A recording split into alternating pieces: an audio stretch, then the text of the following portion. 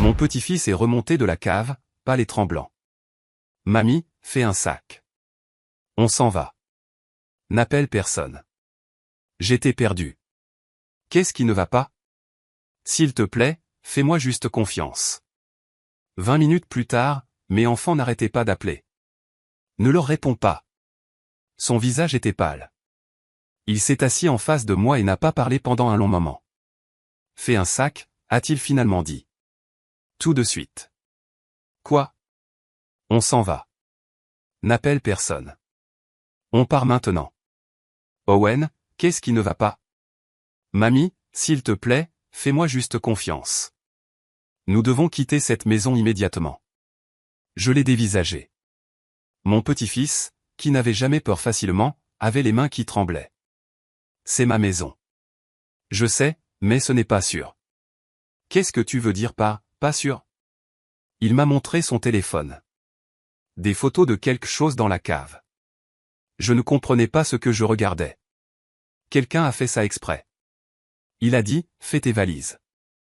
Maintenant, 20 minutes plus tard, nous étions dans son camion, nous éloignant de la maison que mon défunt mari avait construite de ses propres mains, la maison où j'avais vécu pendant 40 ans.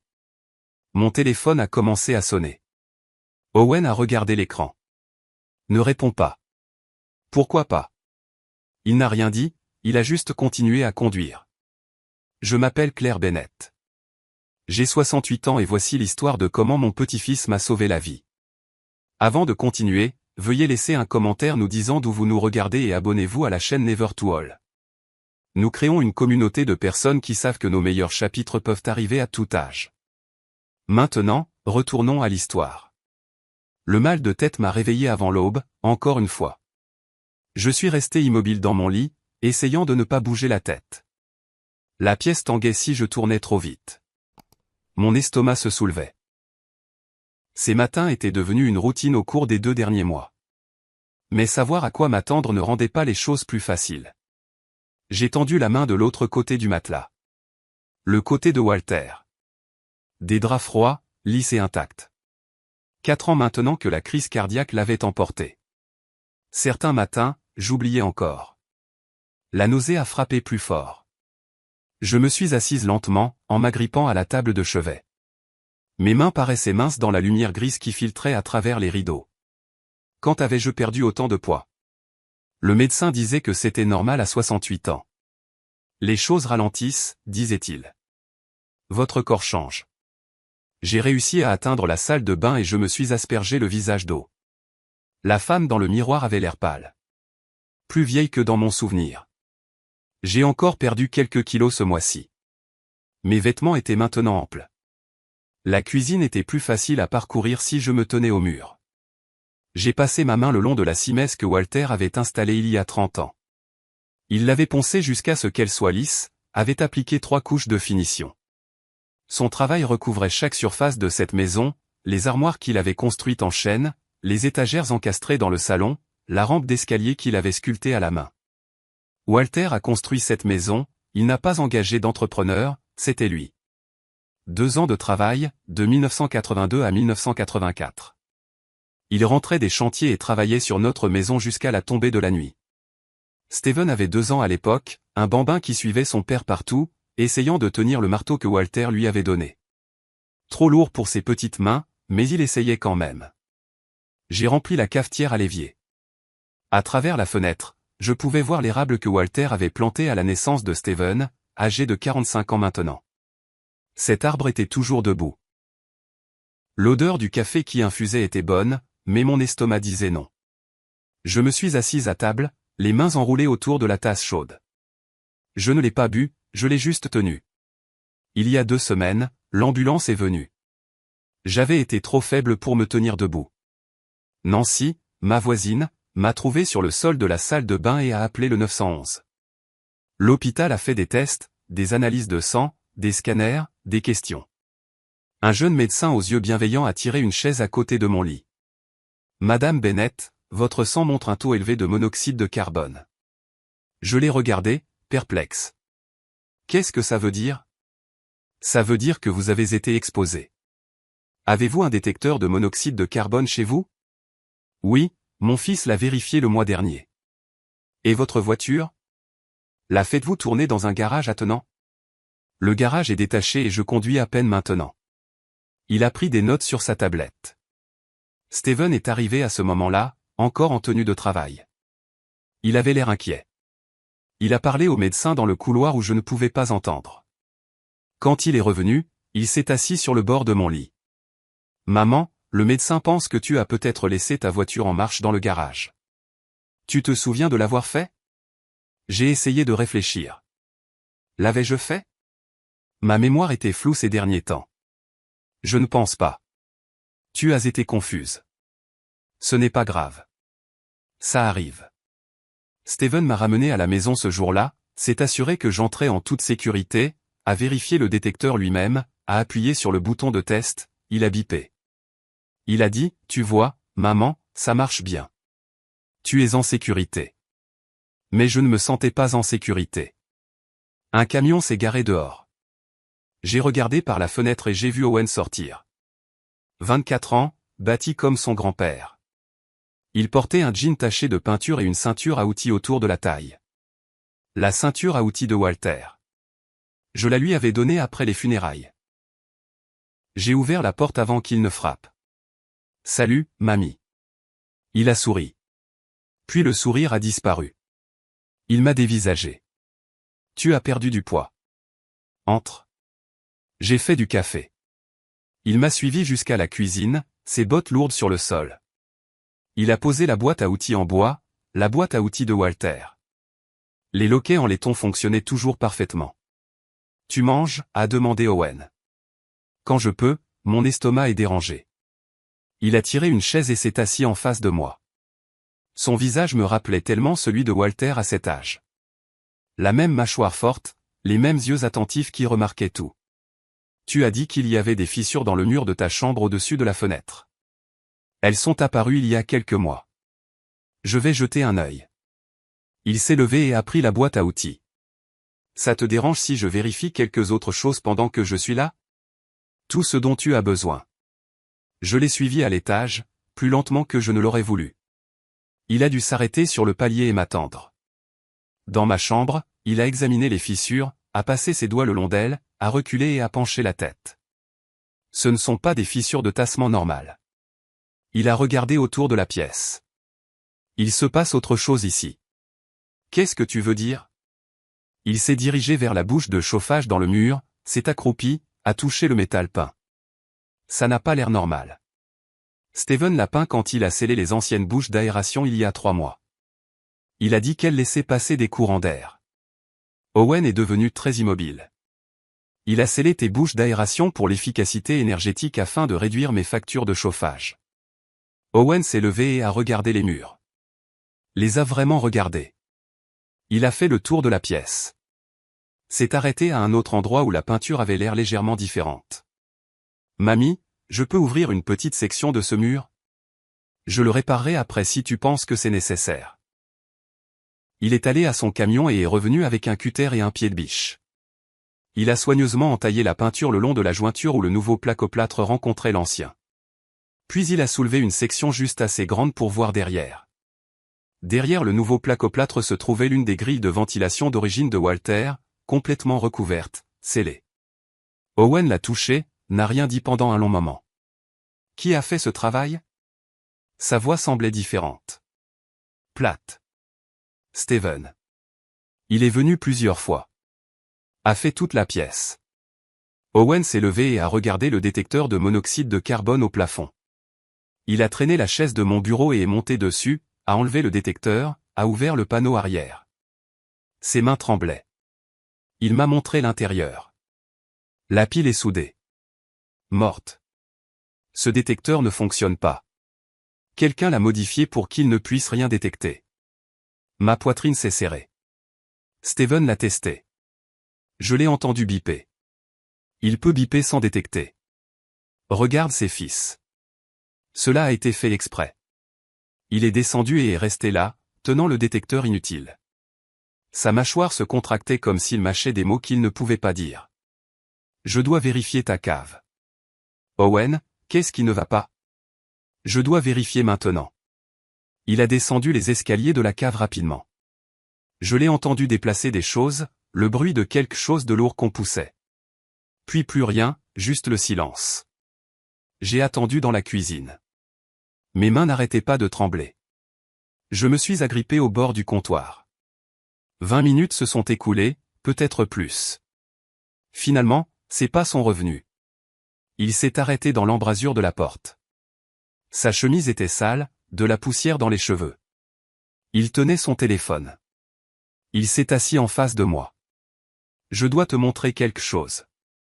Il a tourné l'écran du téléphone vers moi. Des photos, des tuyaux, des raccords métalliques, une petite boîte avec des fils. Je ne comprenais pas ce que je voyais. C'est sous le plancher de ta chambre. Quelqu'un a fait passer une conduite de gaz là. Il y a une minuterie attachée. Elle est réglée pour libérer du monoxyde de carbone lorsque ton chauffage se met en marche la nuit. Les mots n'avaient aucun sens. J'ai regardé les photos. C'est de l'ingénierie, mamie. Celui qui a fait ça connaît les systèmes mécaniques. Cela a demandé de la planification, des mois de travail.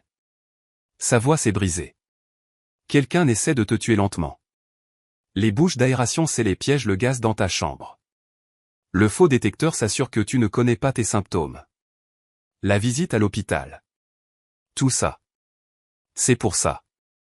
Je l'ai regardé, la ceinture à outils de Walter autour de sa taille, son visage. Si semblable à l'homme que j'avais épousé. Steven a fait les travaux dans ma chambre. Je sais.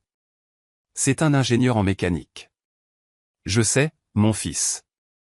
Mon fils que j'ai élevé, que j'ai nourri, habillé et aimé. Owen a tendu la main sur la table et a pris la mienne. Fais un sac tout de suite. On quitte cette maison. N'appelle pas Steven. N'appelle pas Jessica. Ne dis à personne où on va. C'est ma maison. Ce n'est pas sûr. S'il te plaît, mamie. J'ai regardé la cuisine que Walter avait construite, les armoires qu'il avait faites, le sol qu'il avait posé, chaque planche et chaque clou mis en place pour nous protéger. Quelqu'un l'avait transformé en piège. À travers la fenêtre de la cuisine, j'ai vu une berline sombre garée plus loin dans la rue. Elle était là quand Owen est arrivé. Je n'y avais pas pensé jusqu'à maintenant. D'accord, ai-je dit, laisse-moi prendre mes affaires. Owen conduisait vite, mais pas imprudemment. J'étais assise sur le siège passager, les mains jointes sur mes genoux, regardant le quartier disparaître derrière nous. Chaque maison de ma rue contenait des souvenirs. 40 ans de fêtes d'anniversaire, de barbecue de quartier et de prêts de sucre aux voisins. Disparu en 5 minutes. Ma petite valise était à mes pieds. J'avais fait mes bagages comme Owen me l'avait dit. Des vêtements, des médicaments, ma brosse à dents, la photo de Walter de la table de chevet. J'avais tout laissé derrière moi. Nous avons roulé pendant 25 minutes avant qu'Owen ne quitte l'autoroute. Un dîner se trouvait seul sur un parking. Un de ces endroits ouverts 24 heures sur 24 avec des lumières fluorescentes vives. Seulement 2 autres voitures à l'extérieur. On doit parler, a dit Owen. Loin de la maison. À l'intérieur, ça sentait le café et le bacon grillé. Une serveuse aux yeux fatigués nous a apporté des menus. Owen a commandé du café pour nous deux. Je savais que je ne boirais pas le mien. Il a sorti son téléphone et l'a posé sur la table entre nous. L'écran montrait la photo des tuyaux et des fils sous le plancher de ma chambre. Regarde ça, dit-il. Il a zoomé sur une boîte en métal. C'est une minuterie. Elle est connectée à la conduite de gaz. Lorsque ton thermostat demande de la chaleur la nuit, cela déclenche une fuite lente dans ta chambre. J'ai fixé l'écran. L'appareil avait l'air petit, professionnel, comme quelque chose qu'on achèterait dans une quincaillerie. Le fait que les bouches d'aération soient scellées maintient le gaz piégé dans ta chambre. Il s'accumule pendant que tu dors. Pas assez pour te tuer en une nuit, mais sur des semaines et des mois. Il a fait glisser l'écran vers une autre photo. C'est la grille de ventilation que grand-père a installée. Tu vois comment elle est complètement recouverte? C'est du placoplâtre frais, peut-être 3 mois. Steven a dit qu'il aidait, rendant la maison plus économe en énergie. Il la transformait en un piège mortel. La mâchoire d'Owen se contracta. Il s'arrêta, ferma les yeux. Quand il les rouvrit, sa voix était plus basse. Papa connaît le génie mécanique, les débits, les temps d'exposition, comment le monoxyde de carbone affecte le corps. C'est son travail. Le café est arrivé. J'ai enroulé mes mains autour de la tasse pour me réchauffer même si je n'avais pas froid. Owen fixait l'écran de son téléphone. Je n'arrête pas de penser qu'il y a une autre explication, que peut-être quelqu'un d'autre a fait ça, mais je connais son travail. J'ai vu les projets qu'il construit dans son garage. Il a levé les yeux vers moi. C'est exactement comme ça que papa concevrait quelque chose. Précis, calculé. C'est ton père. Je sais. Sa voix se cassa. Et il essaie de te tuer. Owen a ouvert un navigateur sur son téléphone et a tapé. Ses doigts se déplaçaient rapidement sur l'écran. Il s'est arrêté et l'a tourné vers moi. Papa travaille pour Apex Aerospace. Depuis 20 ans. Oui. Regarde ça. Il m'a montré un article de journal. Ils ont annoncé d'importants licenciements il y a 6 mois. Consolidation des postes, suppression du personnel senior. J'ai lu le titre. Mes yeux n'arrivaient pas à faire le point. Steven ne m'a jamais parlé de licenciement. Il n'en a parlé à personne. Je l'ai découvert il y a 2 mois quand je suis passé chez lui à l'improviste. Il était au téléphone avec quelqu'un à propos d'indemnité de départ. Les mains d'Owen se sont crispées autour de sa tasse de café. Il a dit que ce n'était pas son poste qui était supprimé, mais il mentait. Je pouvais le voir. Mon estomac s'est retourné. Il a une famille, une hypothèque. Je sais. Et s'il perd son emploi à 45 ans dans son domaine, il n'en trouvera pas un autre facilement. Pas au même salaire. Owen a affiché le profil professionnel de son père. La photo de Steven souriait depuis l'écran. Costume bleu marine, expression confiante. Le profil indiquait son poste chez Apex. Rien sur les licenciements. Je me suis souvenu de Noël dernier. Steven avait l'air plus mince, stressé. Il s'était emporté contre Kelly pour une broutille. J'avais demandé si tout allait bien. Il avait dit oui, juste le travail qui était exigeant. Je l'avais cru. Grand-père a dit quelque chose avant de mourir. J'ai dit que Steven avait des problèmes d'argent. Il a pris une 2e hypothèque. Owen a hoché la tête. Je me souviens. Grand-père était inquiet. Il voulait aider mais papa a refusé. Walter a dit. Steven lui a dit que tout était sous contrôle. Ce n'était pas le cas. Owen a posé son téléphone et s'est frotté le visage. Je suis allé dîner là-bas il y a 3 mois. Papa a reçu un appel de la banque. Il est sorti pour le prendre. Quand il est revenu, il avait l'air malade.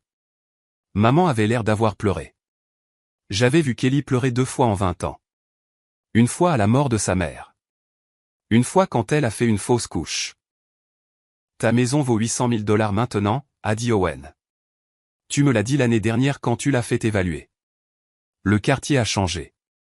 De jeunes familles s'installent. Et tu la possèdes entièrement. Pas d'hypothèque. Il a rencontré mes yeux. Si tu meurs, la succession est partagée. Papa et tante Jessica reçoivent chacun la moitié.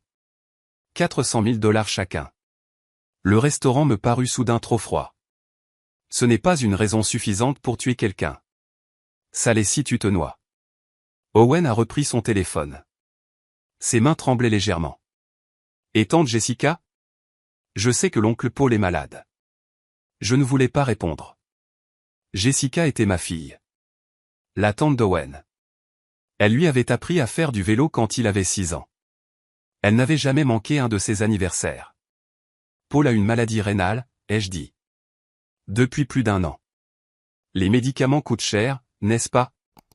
Jessica l'a mentionné au printemps dernier. 2005 cents par mois. Leur assurance couvre les soins de base, mais pas tout ce dont il a besoin.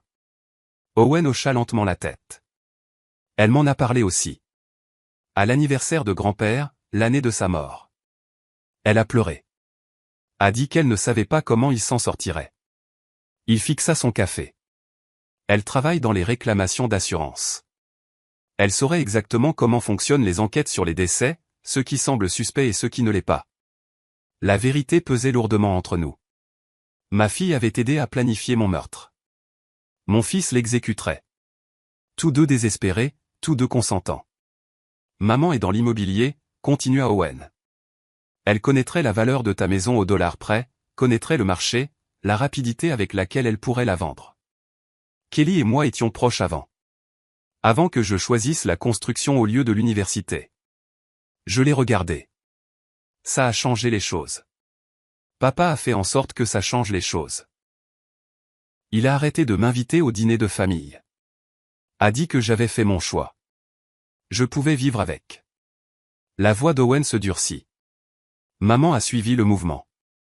Tante Jessica aussi, la plupart du temps.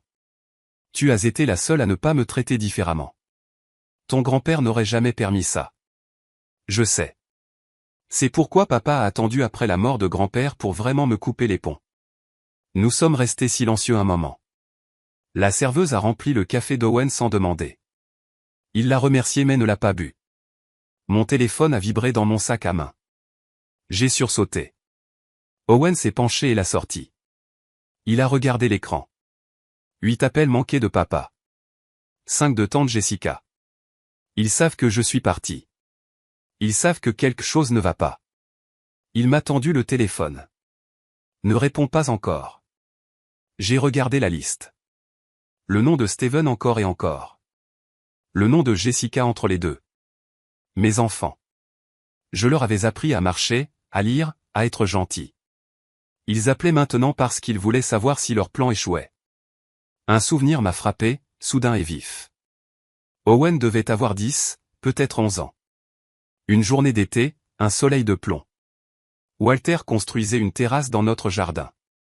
Owen était assis à côté de lui, observant chaque mouvement. Walter lui montrait comment vérifier si les planches étaient de niveau, comment fraiser les vis. Steven est sorti avec une bière, s'est tenu là à les regarder travailler. Son visage avait une expression que je n'aurais pas pu nommer à l'époque, mais que je reconnaissais maintenant. Du ressentiment. Son propre père enseignant à son propre fils le travail que Steven avait rejeté. Le travail pour lequel Steven se croyait trop bon. Walter avait levé les yeux, souri. « Steven, tu veux aider ? On aurait besoin d'une paire de mains supplémentaires. » Steven avait dit non. Avait dit qu'il avait un journal d'ingénierie à lire, quelque chose d'important. Il était rentré à l'intérieur. Owen avait demandé à Walter pourquoi papa n'aimait pas la menuiserie. Walter avait dit, certains construisent de leurs mains, d'autres de leur esprit. Les deux sont importants. Mais j'avais vu la peine dans les yeux de Walter. J'ai cligné des yeux et le souvenir s'est estompé. Owen me regardait. Ton grand-père était si fier de toi. J'ai dit, je sais. Steven était jaloux. Même quand tu étais petit.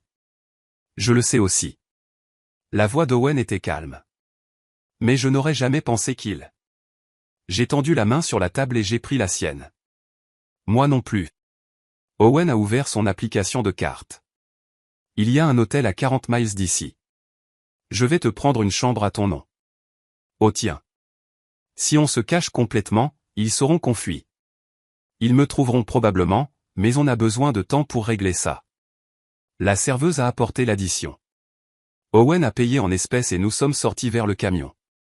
Le soleil s'était couché pendant que nous parlions. Les lumières du parking bourdonnaient au-dessus de nos têtes. Owen a démarré le moteur mais est resté assis là un moment. Je dois télécharger ces photos. Me les envoyer par email. Les mettre dans le cloud. Si papa découvre que j'ai des preuves, il pourrait essayer de les détruire. Fais-le. Il a travaillé sur son téléphone pendant que je regardais les camions passer sur l'autoroute.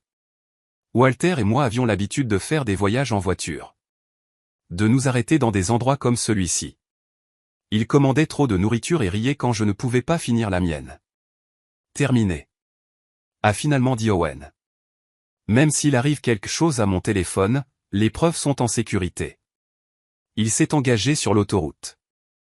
J'ai regardé le restaurant disparaître dans le rétroviseur. L'hôtel était petit et simple. Le genre d'endroit où personne ne pose de questions. Owen a payé en espèces pour une nuit. Chambre 214, deuxième étage. À l'intérieur, ça sentait les produits de nettoyage et la vieille moquette. Un lit, une chaise, une salle de bain avec un robinet qui goutte. Je me suis assise sur le bord du lit. Owen s'est assis dans la chaise en face de moi. Essaie de dormir un peu. Je ne peux pas, repose-toi alors. On verra quoi faire demain matin. Je me suis allongé sur les couvertures, encore habillé, et j'ai fixé le carreau de plafond taché d'eau. Quelque part dans le couloir, une porte a claqué. Mon fils essayait de me tuer. Ma fille l'aidait. Mon petit-fils était la seule raison pour laquelle j'étais encore en vie. J'ai fermé les yeux, mais le sommeil ne venait pas. Vous avez raison d'être frustré. J'ai fait une erreur de structure de base. Je me suis laissé emporter par l'élan de la scène et j'ai oublié de m'arrêter à la fin du chapitre. J'aurais dû vérifier le plan plus attentivement avant d'écrire la confrontation dans la ruelle. Laissez-moi réécrire le chapitre 3 correctement, en terminant au bon point de suspense. Je n'ai pas dormi. Chaque bruit dans cet hôtel me faisait sursauter. Des pas dans le couloir. Une porte qui se ferme quelque part plus loin. La machine à glaçons qui gronde. Chaque fois, mon cœur battait la chamade et je fixais la porte. Owen s'était endormi dans le fauteuil, la tête penchée à un angle qui lui ferait mal au cou le matin. Son téléphone était posé sur la petite table à côté de lui, l'écran sombre. Je le regardais respirer et j'essayais de me calmer, mais je ne pouvais pas m'empêcher de penser à la porte. Vers 3 heures du matin, je me suis levé et j'ai vérifié la serrure, j'ai testé la poignée, le pen dormant était bien enclenché, la chaîne était mise. Je suis resté là dans le noir, ma main sur le métal froid, et j'ai réalisé ce que je faisais. J'avais peur de mes propres enfants, pas d'étrangers, pas de cambrioleurs ou de violences aléatoires. Mon fils Steven et ma fille Jessica, les bébés que j'avais allaités et bercés, les tout petits que j'avais poursuivis dans le jardin, les adolescents que j'avais conduits à l'entraînement de football et aux leçons de piano. Ils me voulaient morte, et maintenant ils me cherchaient. Je suis retourné au lit, mais je ne me suis pas allongé. Je suis juste resté assis sur le bord, les mains sur mes genoux, attendant le matin. Le soleil s'est levé, gris et froid. Owen s'est réveillé raide, se frottant le cou. Il m'a vu assise là et n'a pas demandé si j'avais dormi. Il le savait déjà. Je dois retourner à la maison, dit-il. Quoi? Non. Ton carnet de symptômes. Celui que tu gardais près de ton lit. On l'a laissé là-bas. Il se leva et s'étira, grimaçant. La police va en avoir besoin. Il montre le schéma, comment tes symptômes se sont aggravés avec le temps. C'est trop dangereux. Steven pourrait être là. Je serai prudent. Entrée et sortie. 5 minutes. Il a pris les clés de son camion sur la table. Tu restes ici. Verrouille la porte derrière moi.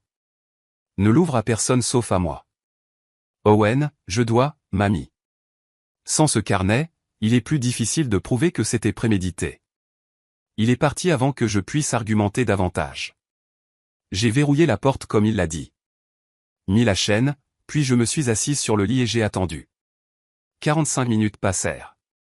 Je les ai comptées sur le réveil numérique près du lit. Chaque minute semblait en durer 10. Finalement, j'ai entendu son camion dans le parking. C'est pas dans les escaliers. On frappa à la porte. C'est moi.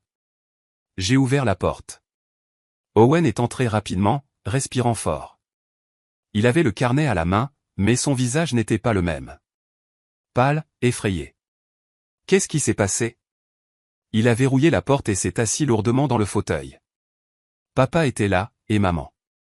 Je me suis caché dehors près du garage et j'ai écouté par la fenêtre de la cuisine. Elle était entr'ouverte. Que as-tu entendu? Papa était au téléphone.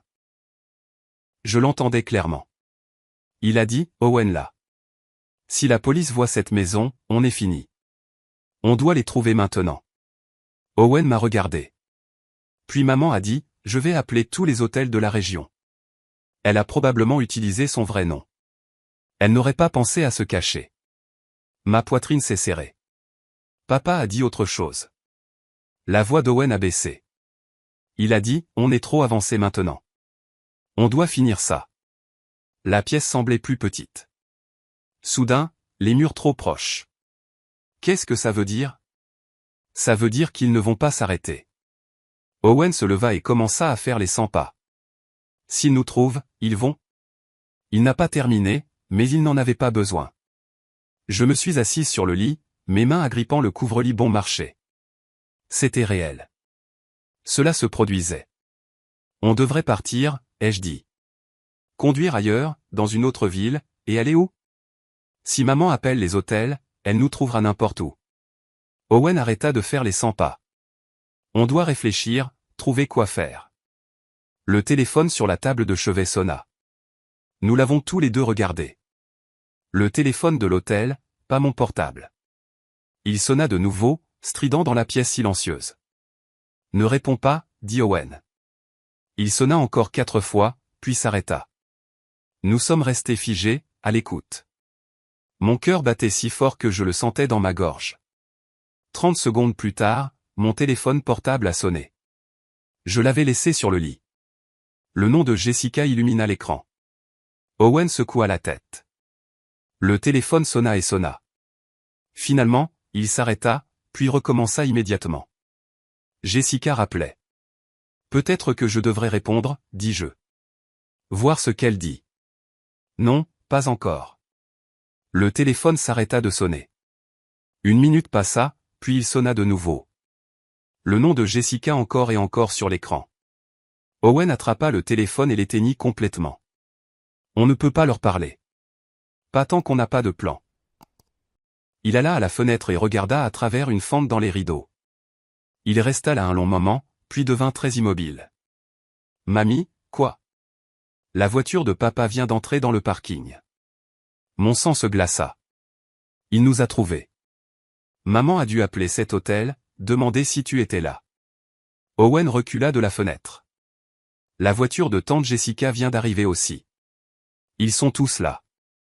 Je ne pouvais plus respirer correctement. Qu'est-ce qu'on fait? Owen était déjà en mouvement. Il a sorti son téléphone et a composé, l'a tenu à son oreille. 911, quelle est votre urgence? Je m'appelle Owen Bennett. Je suis au slip-in sur la route 42. Mon père et ma tante sont là. Ils essaient de faire du mal à ma grand-mère. On a besoin d'aide. Je pouvais entendre la voix du répartiteur. Minuscule à travers le téléphone, posant des questions. Oui, nous sommes dans la chambre 214. Ils sont dans le parking en ce moment. Owen m'a regardé. Non, on ne peut pas quitter la chambre. Ils nous verront. Pause. D'accord. Oui, je vais garder la ligne ouverte. Il a mis le téléphone dans sa poche, mais n'a pas raccroché. On a frappé à la porte. Pas fort, presque doucement. Maman. La voix de Steven. La voix de mon fils. Maman, je sais que tu es là. Ouvre la porte. S'il te plaît, on veut juste parler. Owen a attrapé ma valise et m'a fait signe d'aller vers la salle de bain. Je l'ai suivi, les jambes tremblantes. Il a montré une deuxième porte que je n'avais pas remarquée avant, une sortie vers le couloir arrière. Quand j'ouvrirai ça, on court vers les escaliers. Ne t'arrête pas. Ne regarde pas en arrière. Un autre coup. Plus fort maintenant. Maman, tu ne fais qu'empirer les choses. Owen t'a fait peur pour rien. Nous sommes ta famille. Nous t'aimons. La main d'Owen s'est refermée sur la poignée de la porte. Prête? J'ai hoché la tête. Le coup s'est transformé en martèlement. Maman, ouvre cette porte tout de suite. Owen a ouvert la porte. Le couloir arrière était vide et sombre. Nous avons couru. Derrière nous, j'ai entendu la voix de Steven devenir plus forte, puis un fracas. Il essayait d'enfoncer la porte. Nous avons atteint les escaliers de secours. Owen m'a entraîné rapidement, une main sur mon bras pour me stabiliser. Nos pas résonnaient dans la cage d'escalier en béton. Nous avons débouché par la sortie du bas dans la ruelle derrière l'hôtel. L'air froid m'a frappé le visage. La ruelle sentait les ordures et la graisse des bennes de restaurant. Owen m'a tiré vers son camion, garé au bout du bâtiment. Puis je les ai vus. Des yeux à la barbe de 3 jours. Puis je les ai vus. Des demeures invalides. Jessica se tenait à une extrémité de la ruelle, près de la rue. Kelly se tenait à l'autre extrémité, près de la clôture. Toutes deux nous bloquaient le passage. Owen s'est arrêté, m'a poussé derrière lui.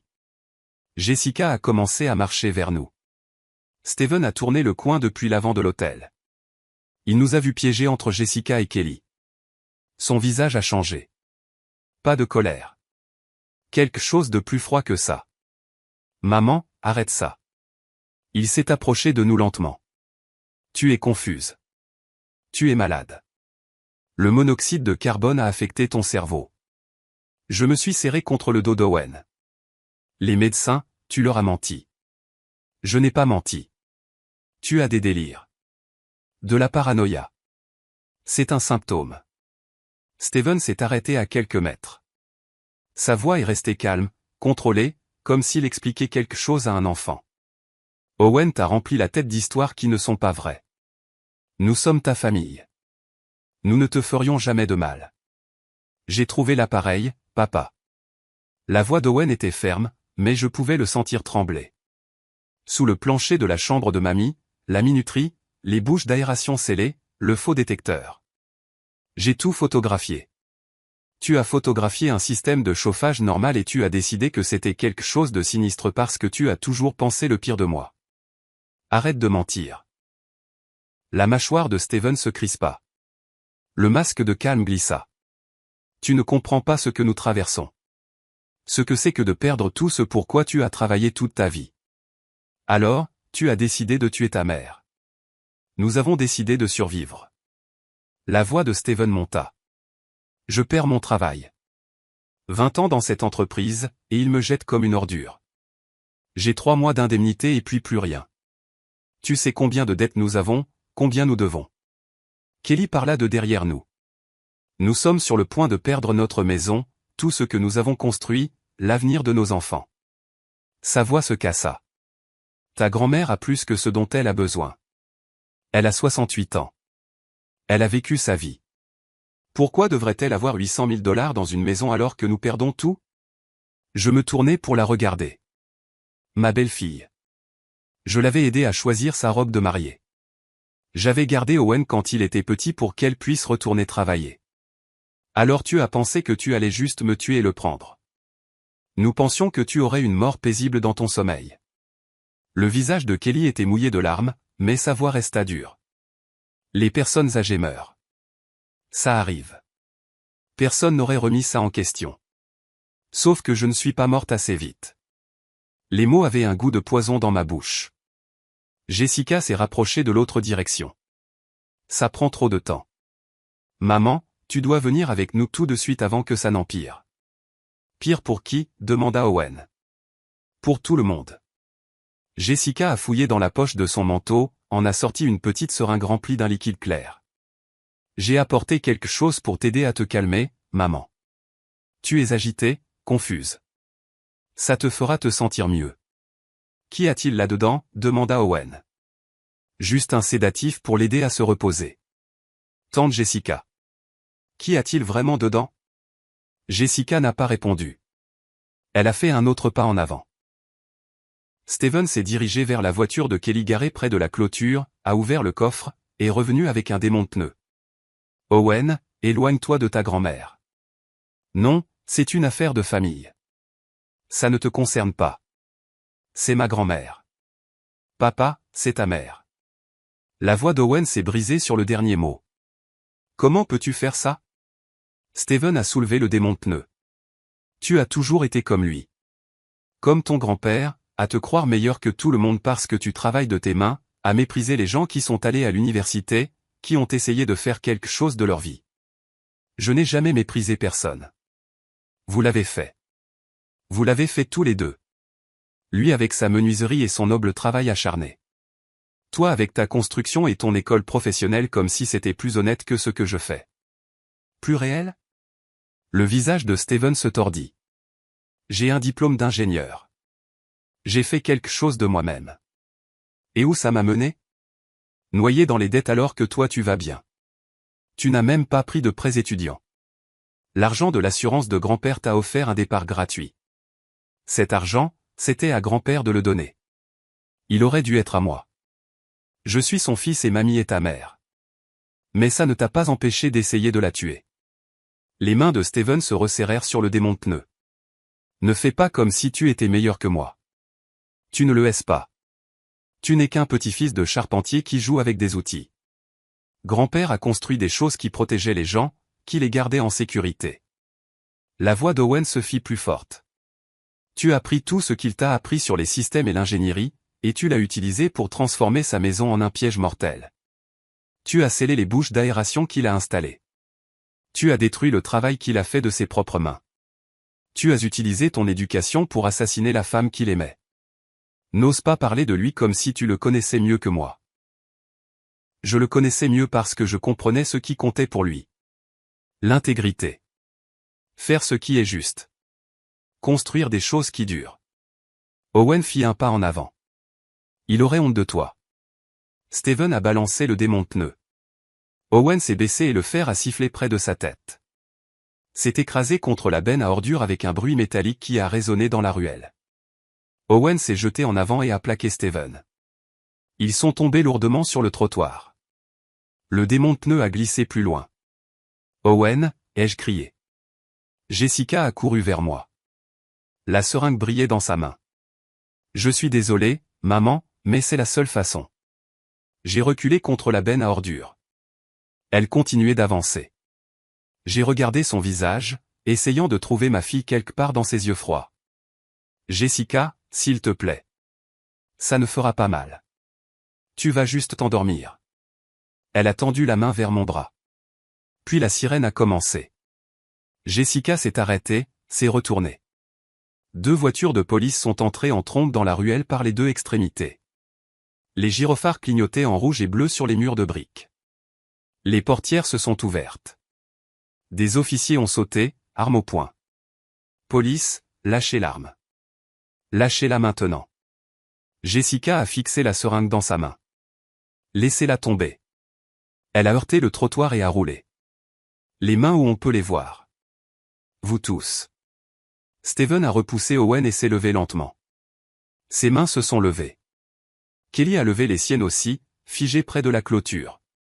Owen se remit sur pied, respirant difficilement. Il sortit son téléphone de sa poche. J'ai appelé le 911 depuis la chambre d'hôtel. La ligne est restée ouverte tout ce temps. Vous avez tout entendu, n'est-ce pas?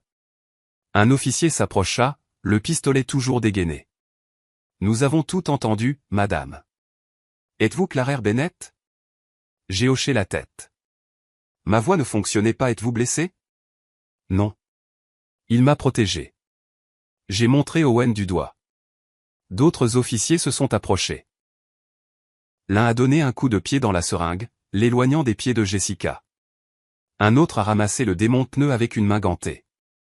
Un troisième m'a guidé loin de la benne, sa main douce sur mon coude. Steven Bennett. Un officier avec des galons de sergent s'est approché de Steven. Oui, vous êtes en état d'arrestation pour tentative de meurtre. Vous avez le droit de garder le silence. Le visage de Steven est devenu vide, inexpressif. Il n'a pas résisté quand ils l'ont retourné et lui ont menotté les mains derrière le dos. Kelly Bennett. Kelly a commencé à pleurer. Nous n'avions pas le choix. Nous perdons tout. Vous ne comprenez pas. Madame, vous êtes en état d'arrestation pour complot en vue de commettre un meurtre. Ils l'ont menotté aussi. Ses sanglots résonnaient contre les murs. Jessica Cooper? Ma fille me regarda. Pendant une seconde, j'y vis quelque chose. Du regret, peut-être. Ou juste la peur de se faire prendre. Je suis désolé, maman, murmura-t-elle. Retournez-vous, s'il vous plaît. Les mains derrière le dos. Ils menotèrent Jessica et la conduisirent à une autre voiture de police. Steven monta dans une autre, Kelly dans une troisième. Je restais dans la ruelle à regarder mes enfants disparaître dans des véhicules séparés. Les gyrophares clignotaient toujours. Un officier prenait des photos de la seringue, du démonte-pneu. Un autre parlait dans sa radio. Owen passa son bras autour de mes épaules. C'est fini, mamie. Je ne pouvais pas parler, pas pleurer, ne rien sentir d'autre qu'un engourdissement. Un détective s'est approché de nous. Une femme plus âgée avec des cheveux gris tirés en chignon. Madame Bennett, je suis le détective Morris. Nous allons avoir besoin de vos dépositions à tous les deux. Pouvez-vous venir au poste? Oui, a répondu Owen pour moi. Votre petit-fils a bien fait de garder cette ligne ouverte. Nous avons tout enregistré. Leurs aveux, les menaces, tout. Bien, ai-je réussi à dire. Nous devrons aussi fouiller votre maison. Recueillir des preuves. La maison. J'ai regardé Owen. La maison de Walter. Nous serons prudents, a dit le détective Morris. Nous documenterons tout et nous le remettrons en état quand nous aurons terminé. Mais ce ne serait plus jamais pareil. Plus rien ne le serait. Les voitures de police sont sorties de la ruelle une par une, emmenant mes enfants. Owen m'a aidé à monter dans son camion. Je me suis assise sur le siège passager et j'ai regardé mes mains. Tu aurais dû les laisser faire, ai-je dit doucement. Quoi? Les laisser me tuer. Alors tu aurais encore ton père, ta tante, ta famille. Owen a démarré le moteur mais n'a pas passé de vitesse. Il s'est tourné pour me regarder. Mamie, tu es ma famille et papa a cessé d'être mon père au moment où il a décidé de t'assassiner. Sa voix était ferme. Grand-père aurait fait la même chose que moi. T'aurais protégé parce que c'est ce que signifie la famille. J'ai touché son visage. Ce garçon qui ressemblait tellement à Walter. Ton grand-père serait si fier de toi. Je sais, dit-il doucement. Et si honteux de papa. Il a mis le camion en marche et est sorti de la ruelle. Le soleil du matin était plus haut maintenant, brillant et froid. Derrière nous, l'hôtel se dressait vide et silencieux. Je n'ai pas regardé en arrière. Le poste de police sentait le café et le nettoyant pour sol. Le détective Morris nous a conduits dans une petite pièce avec une table et des chaises. Owen s'est assis à côté de moi pendant que je faisais ma déposition. 2 heures à raconter chaque détail, les symptômes, la visite à l'hôpital, les modifications de Steven à la maison, le faux détecteur. Owen leur a montré les photos sur son téléphone, les bouches d'aération scellées, le mécanisme de la minuterie, la conduite de gaz sous le plancher de ma chambre. Maurice s'est penché en avant, étudiant chaque image. Votre petit-fils a fait du bon travail en documentant cela, a-t-elle dit, et l'enregistrement du 911 de la ruelle a capturé leurs aveux. Tous les 3 ont admis le plan sur bande. Qu'est-ce qui se passe maintenant? Ai-je demandé. Nous fouillons votre maison, collectons des preuves physiques, puis nous exécutons des mandats de perquisition pour leur maison et leurs véhicules. Ils ont envoyé une équipe de la police scientifique chez moi cet après-midi-là. Owen m'a conduite à son appartement. Je ne pouvais pas y retourner. Je ne pouvais plus dormir dans cette chambre. Nous nous sommes assis dans sa petite cuisine pendant que la police mettait sens dessus-dessous la maison de Walter, à la recherche de preuves que Steven l'avait transformée en arme. Le détective Morris a appelé ce soir-là. Nous avons tout trouvé. Le système de gaz modifié, la ventilation scellée exactement là où votre petit-fils a dit qu'elle serait. Les tests de résidus confirment une exposition au monoxyde de carbone dans votre chambre. Le détecteur sur votre plafond est désactivé, tout comme il l'a documenté. Alors vous nous croyez, Madame Bennett. Les preuves sont accablantes. 2 jours plus tard, ils ont exécuté des mandats de perquisition. L'ordinateur de Steven contenait un dossier intitulé « Chronologie du projet ». À l'intérieur se trouvaient des calculs pour les taux d'exposition au monoxyde de carbone, des notes sur les symptômes et la progression, un document qui disait « Sujet féminin, 68 ans, exposition progressive sur 4 à 6 mois ». Les symptômes imiteront un déclin cognitif naturel. La mort semblera naturelle. Mon fils avait rédigé un plan pour mon meurtre. L'avait calculé comme un projet d'ingénierie. Kelly avait un téléphone prépayé caché dans sa voiture. Des SMS à Jessica. Quand est-ce que ce sera fait? Bientôt. La valeur de la maison ne cesse d'augmenter. Il faut agir vite. Et le médecin a dit que c'était lié à l'âge. Parfait. Personne ne se doute de rien. Le carnet de travail de Jessica avait des sections surlignées. Décès par monoxyde de carbone chez les personnes âgées. Protocole d'enquête. Comment les médecins légistes déterminent la cause du décès chez les personnes âgées? Elle avait fait des recherches au travail en utilisant ses connaissances en assurance pour planifier comment éviter de se faire prendre. Le détective Morris m'a montré des copies de tout. C'était un complot de meurtre avec préméditation. Sophistiqué, calculé, froid. J'ai regardé les notes de Steven, son écriture si familière. La même écriture soignée qu'il utilisait pour ses projets scolaires quand il était jeune. Je peux le voir, ai-je demandé. Êtes-vous sûr que c'est une bonne idée? J'en ai besoin. Ils ont organisé une visite. La prison était faite de béton gris et de portes verrouillées. Un gardien m'a conduite dans une pièce avec des cloisons en verre et des téléphones. Steven était assis de l'autre côté dans une combinaison orange. Il n'a pas voulu me regarder au début, il a juste fixé la table en métal. J'ai pris le téléphone. Il a pris le sien. Pourquoi? Ai-je demandé. Il ne voulait toujours pas croiser mon regard. Nous étions désespérés. Ce n'est pas une réponse. Nous perdons tout, maman. La maison, nos économies, ma carrière est terminée. L'entreprise de Kelly est en train de faire faillite. Le mari de Jessica a besoin de médicaments qui coûtent des milliers de dollars chaque mois. Nous avions besoin d'argent, alors tu as essayé de me tuer. Finalement, il a levé les yeux. Son visage était dur, en colère. Tu ne comprends pas ce que c'est que de perdre tout ce pour quoi tu as travaillé toute ta vie. De voir tout s'effondrer. J'ai perdu Walter il y a 4 ans. L'homme qui a passé 2 ans à construire cette maison de ses propres mains pour protéger notre famille. Tu as pris son travail et l'as transformé en arme.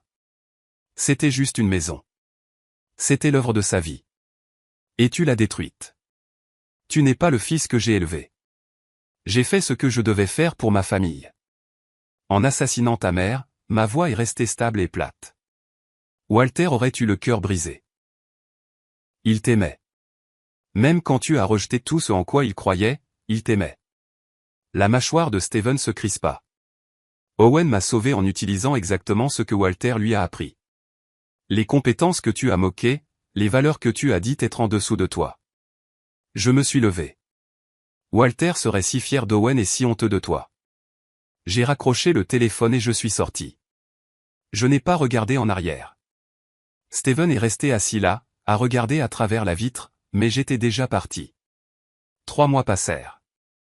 Les avocats parlaient de procès, mais il y avait trop de preuves.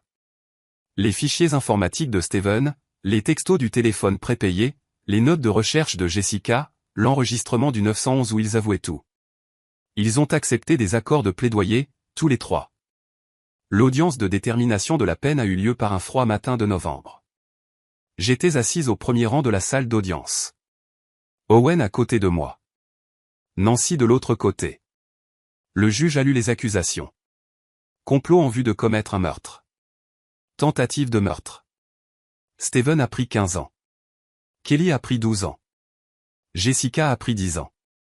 Avant que le juge ne termine, il m'a demandé si je voulais faire une déclaration de la victime. Je me suis levé et je me suis dirigé vers le microphone. Mon mari Walter a construit notre maison planche par planche. Il a installé chaque bouche d'aération, chaque système, chaque dispositif de sécurité pour protéger notre famille. Il a enseigné à notre petit-fils Owen qu'un bon travail protège les gens, que l'intégrité compte. J'ai regardé Steven assis à la table de la défense. Il ne voulait pas croiser mon regard. Mon fils a utilisé son diplôme d'ingénieur pour pervertir ce travail, pour transformer la maison de son père en une arme de meurtre. Il a trahi tout ce que Walter a construit, tout ce en quoi Walter croyait. J'ai regardé Jessica. Ma fille a utilisé ses connaissances professionnelles pour aider à le planifier, pour rechercher comment éviter de se faire prendre. Kelly pleurait. Steven fixait la table. Jessica me regardait avec des yeux vides. Mais Owen m'a sauvé en utilisant les outils de son grand-père et les valeurs de son grand-père. C'est le véritable héritage de Walter. Pas le fils qui a détruit, mais le petit-fils qui a protégé. L'amour et l'intégrité ont survécu. C'est ce qui compte. Je me suis assise. Le juge m'a remercié et a terminé la sentence. Des gardes les ont emmenés menotter. J'ai regardé mes enfants quitter la salle d'audience, je suis sorti dans le froid de novembre et j'ai respiré l'air libre. C'était fini. 6 mois après la sentence, j'ai vendu la maison. 825 000 $. Le marché avait encore augmenté. De jeunes familles achetaient dans le quartier, rénovaient de vieilles maisons, plantaient des jardins là où nous avions planté les nôtres 40 ans plus tôt. Je ne pouvais plus y vivre. Chaque pièce contenait le travail de Walter et la trahison de Steven. La chambre où il a essayé de me tuer, le sous-sol où Owen a trouvé l'appareil, la cuisine où j'avais fait du café ce matin-là. Tout a changé. Owen s'est occupé de la vente, a rencontré l'agent immobilier, a programmé les inspections, a géré les papiers. Avant le jour de la clôture, il est allé à la maison avec ses outils. J'ai attendu dans son camion à l'extérieur, les regarder sortir les armoires de cuisine de Walter une par une. Celles en chêne que Walter avait fabriquées de toutes pièces. Assemblage à queue d'aronde, 3 couches de finition, 40 ans et toujours parfaite. Les nouveaux propriétaires sont venus signer les papiers. Un couple d'une trentaine d'années avec 2 enfants. Ils se tenaient sur le porche que Walter avait construit et parlaient de leur projet. Nouvelle peinture, appareils électroménagers modernes, peut-être une terrasse dans le jardin. Ils ne sauraient jamais ce qui avait failli se passer dans cette maison. Ils ne sauraient jamais pour la conduite de gaz sous le plancher de la chambre ou les bouches d'aération scellées derrière les murs. La police avait tout enlevé, avait restauré la maison telle que Walter l'avait construite à l'origine. Je les ai regardés franchir la porte d'entrée. Leurs enfants couraient devant, leur voix excitée résonnant. « Au revoir, Walter », ai-je murmuré. « Ta maison m'a protégé aussi longtemps qu'elle l'a pu. » Owen m'a conduite à mon nouvel appartement de l'autre côté de la ville. Petit, une chambre, au 3e étage d'un immeuble avec ascenseur. Le propriétaire n'autorisait pas les modifications, mais Owen avait obtenu une autorisation spéciale pour les armoires. Il a passé le week-end à les installer. Je me suis assise dans mon nouveau salon en écoutant les bruits de son travail, la perceuse, le niveau qu'on ajuste, le bois qui se met en place, les mêmes bruits que Walter faisait. Dimanche après-midi, il m'a appelé dans la cuisine. Les armoires de Walter étaient accrochées au mur, exactement là où elles devaient être. Le bois brillait à la lumière de l'après-midi. Owen se tenait en retrait, les mains sur les hanches, examinant son travail comme Walter le faisait.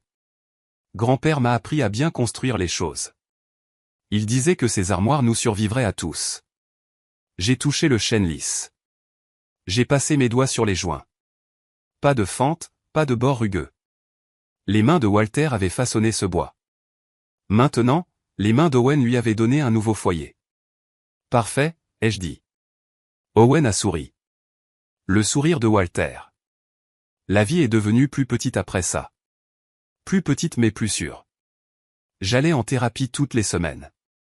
Je parlais de trahison et de confiance et j'apprenais à dormir sans vérifier la serrure de la porte 5 fois. Ça a aidé, lentement.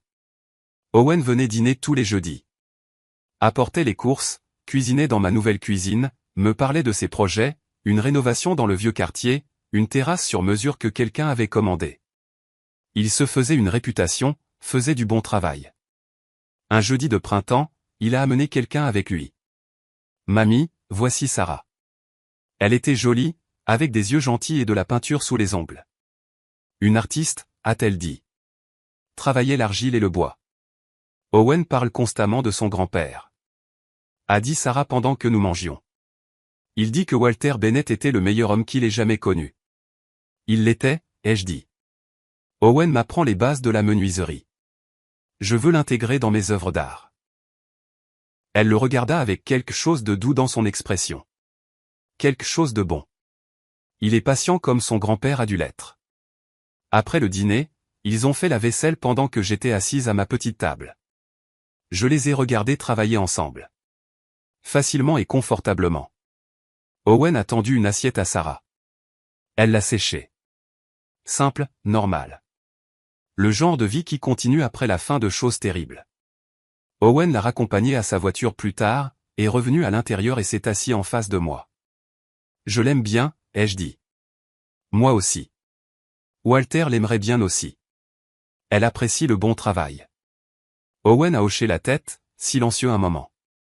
Penses-tu à eux, papa et tante Jessica? Parfois, mais ce ne sont plus mes enfants. Ils ont cessé d'être mes enfants quand ils ont choisi l'argent plutôt que ma vie. Les détestes-tu? J'y ai réfléchi. Non, je les plains. Steven a passé toute sa vie à essayer de prouver qu'il était meilleur que son père, meilleur que le travail honnête, meilleur que l'intégrité. Et où ça l'a mené? En prison. Kelly et Jessica l'ont suivi. Et j'ai suivi grand-père. Tu l'as fait, et ces valeurs m'ont sauvé la vie. J'ai tendu la main sur la table et j'ai pris la sienne. Walter croyait que le travail honnête était honorable, que bien construire les choses importait plus que de construire vite, à bas prix ou de manière impressionnante. Steven a rejeté tout cela. Il pensait que son diplôme d'ingénieur le rendait supérieur. Au final, l'éducation de papa a mené au meurtre et ma formation a te sauvé. Exactement. Owen a serré ma main et est parti. J'ai nettoyé le reste de la vaisselle, j'ai essuyé les armoires de Walter, j'ai éteint les lumières. Dans le silence, je me tenais dans ma cuisine. Le lampadaire extérieur projetait des ombres à travers la fenêtre. J'ai touché les armoires une dernière fois, j'ai passé mes doigts sur les assemblages à queue d'aronde que Walter avait coupés à la main. Des angles parfaits, un ajustement parfait, un travail qui dure. Walter, dis-je à la cuisine vide, tu les as construites pour nous protéger, pour contenir nos assiettes et notre nourriture et notre vie ensemble. Et à travers Owen, tu nous protèges encore. Il porte tes mains, ton cœur, ton intégrité. J'ai fermé les yeux et je l'ai vu. Pas l'homme malade qui est mort il y a 4 ans, mais le charpentier robuste qui a construit notre maison planche par planche, qui a appris à notre petit-fils que le bon travail compte, que faire les choses bien compte, que les gens comptent plus que le profit. Un amour, ai-je murmuré. La lumière du soleil entrerait par cette fenêtre le matin. Elle frapperait les armoires et ferait briller le chêne d'un éclat doré et chaud, comme autrefois dans notre ancienne cuisine. Le travail de Walter capterait la lumière et la retiendrait. Certaines choses durent. Certaines choses perdurent. J'ai souri et je suis allé me coucher. Enfin, en paix. Alors, voilà mon histoire. J'aimerais beaucoup savoir ce que vous en pensez. Pourriez-vous pardonner à vos propres enfants s'ils faisaient quelque chose comme ça? Faites-le moi savoir dans les commentaires et abonnez-vous pour plus d'histoires comme la mienne.